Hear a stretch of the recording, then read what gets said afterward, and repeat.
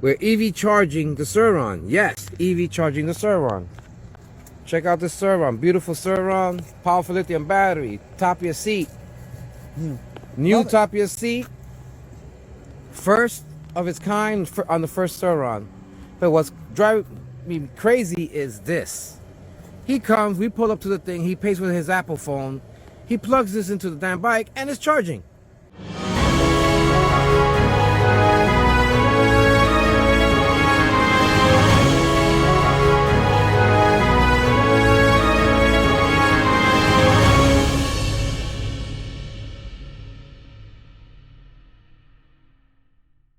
All right, guys, welcome back to Frantic TV. There's a topic that has been going on for a while where people are experimenting in connecting a regular EV port, which is usually for electric cars, into e-bikes. Here we have Taiho. He's a contributor to Frantic TV. He's an expert mechanic. He's a medic. He's a reporter. He's everything that if you ask him to be something, he'll be that for you. Taiho, how are you? How you doing? Good. I'm so glad to be on your show, Felix. And you talked about EV charging. Well, it's actually not rocket science, and it's pretty simple to fix. So I guess hopefully I'll be able to share something that most of your viewers will be able to do for themselves. And like I said, this is a simple thing to do. But what I just did is I just did a few modification wherein it will be easier for me to charge my bikes when I'm out there, because I always love to go long distance. Why don't we start from the beginning? Like, when was the first time where you toil with the idea of making this happen, like having an actually EV port into your e-bike? When did that happen? The first time that you thought about that? Well, I've been watching a lot of YouTube videos about EV charging, so there's tons out there, and the process of doing that type of setup is of course EV charging, they have what is called the J1772 port that you actually pull out from the EV charging station and plug it into your electric vehicles. That's pretty much one of the standards. So I looked at all these YouTube videos about all these how they do it. So I came up, I did the same thing, me and Yatu Chavez. Actually, one day Yatu actually called me and he told me, "Hey Tayo, do you mind if we can do a video about EV charging?" And I said, "Yeah, well, why not?" So it was about a year ago when we actually did it. He put it out on his channel. So I was new at the time. I was actually trying also to figure it out for myself. So as we move along, I certainly, this is actually one main concern of most e-bike riders, is not having enough range to go, especially, if they have a less amp hour battery. So, we always talk about range society, right? So that's always the main concern of most riders, and they run out of battery. So they always actually find ways where, they're going to go charge, or where they're going to charge. So, I thought about, EV charging. So EV charging, pretty much, if you actually pay attention, not a whole lot of people probably will pay attention about, a lot of EV charging stations that's out there. So, I did my research, and I didn't realize, I pulled up my phone and I didn't realize, EV charging stations are like all over the place, in every corner, at least here in my area in Maryland. So I said, you know what, this is something that, that would, be a good solution for myself as well as for others, right? to be able to go out there and not worry about having range anxiety because they have a place where they can charge their bikes, right? Not to go to pretty much most of the time they go to certain establishments to find wall outlets to be able to charge their bike. But obviously you won't be able to do that, right?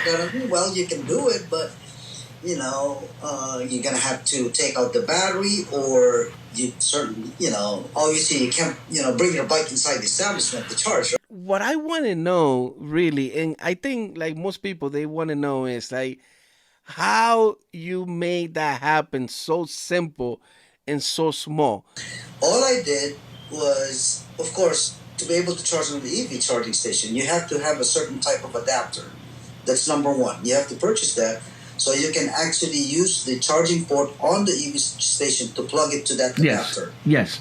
And that adapter actually has the output, which is the NEMA. It's either NEMA, what is called NEMA 15-20, where it's basically a universal, plug, just like a wall outlet that you can actually plug on your wall outlet. So the EV station actually worked as the wall plug. Yes. So you still actually have to carry your charger, right, to be able to plug your charger to the adapter, to the EV adapter that you actually have. Because people need to understand that, a regular wall outlet, our standard is 120 volts, right? 120 volts. Yes. These EV charging actually puts out a lot of voltage on their station. It ranges between 204 volts to 240 volts. So Yes, because this is meant to charge a car. having said that, you have to make sure that you have a compatible charger that would work with with over 200 volts. And most of these chargers, not all of them, right, has a universal plug where it supports between 100 to 240 volts. If you don't have a charger that supports 220 volts, Yes. 204 volts or over, and if you plug that thing, if you like the Onyx charger, they are only rated as 120 volts. Powerful lithium, chargers that they sell, it only supports 120 volts. You don't want to plug that charger to the EV charging because you're gonna fry your charger. The charger that I actually put on my bike actually supports between 100 to 240 volts. There is a switch that you actually set up on the back of the charger if it's equipped. Before you actually plug that in, you have to make sure that you set it up to 220 volts. Because if you don't, you're gonna fry that thing. So that's the thing that most people have to keep in mind. Not all the chargers will work on an EV. They have to make sure that it's compatible with and supports up to 240 volts. Let's take a break. Let's pay some bills. We have to go on commercial, and then we come back and we talk about frying all the all the adapters.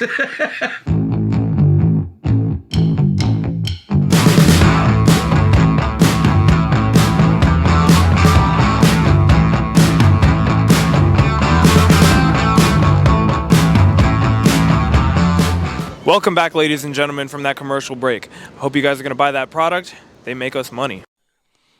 All right, welcome back. We have Taiho explaining to us what he did to make his Ceron be able to connect to an EV charging station. If you have an e-bike, what are the steps that you need to take in order to make this happen? You mentioned before you need to know the voltage of your charger and so on. So why don't we make a list and say, if I have an e-bike, what are the things that I need to have to make this happen? Okay, so first off, the first step, and this is very important, all right? If you are actually planning to do EV charging on your e-bikes, right? The first thing, and this is important, the first thing that you need to do is to check your charger. Make sure that your input voltage on your charger supports up to 240 volts. Okay, because like I mentioned earlier, if you just plug your charger without even checking if it's compatible with the 240 volts, it's gonna fry your charger. Okay, so that's number one.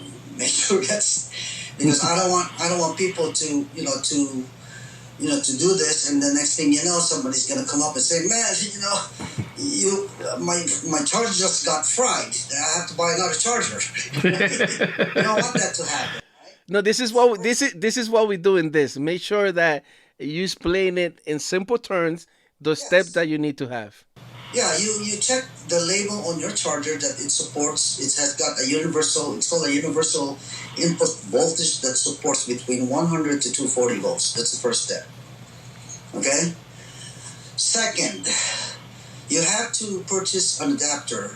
The adapter is, you can actually go to Amazon or to Alibaba or some manufacturer that actually sells an EV adapter. It's called a J1772, which is actually most EV charging station uses. It's called J1772, and then you need to purchase that, and at the same time you have to make sure that adapter, actually the output of that adapter is NEMA 15-20, which is actually a port where you can actually plug your charger.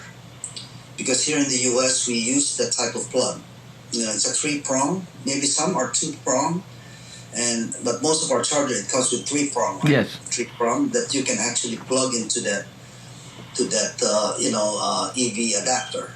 What people are probably wondering, what I did on my bike is, what I just did is pretty simple. All I did, the adapter, I just found a spot on my bike where I can permanently attach that EV adapter. Exactly. Yes. And what I did on my bike, I just zip tie it. Because I couldn't find a place on the bike where I can actually bolt it. And I'm still working on it. But the good thing is, I have to give credit to Jay Styles. Okay, Jay Styles. I have to give credit to him because he came up with this panel, the Molly panel that you can actually put on your Suron, right? And it works perfectly on my bike. So after I put that Molly panel, I immediately have an idea wherein, I could certainly put my charger on this Molly panel hidden underneath my bike. Now that we're clear about the things that we need, now we are going to go into his garage and we are going to see the way he has it set up. So let's go there and see the secret behind Taiho's setup, which is amazing. All right, so let's go there. Okay, so this is my Suron. This is my bike. So what me and Felix discussed earlier is I wanted to show you how I did this one to be able to put my EV charging port permanently on the bike, and I'm going to show you how I set it up. So first things first, as you can see, this is actually what I'm talking about. This is the port for the EV. So what you do is, what I did on this one, tie it, for now, I just zip tie it and then put it in there not permanently, but, just to secure that in place. So when I get the, adapter for the EV charging, so what I do is I open this up and then I plug it directly here on this port here. So after you plugged it in, as you can see, this is actually what, I want to give credit to Jay Styles for giving me this, nice Molly panel that actually works on the, on the Suron. And where can you buy that panel? Actually, it's built in for the Suron. Actually, I just got this one from Amazon.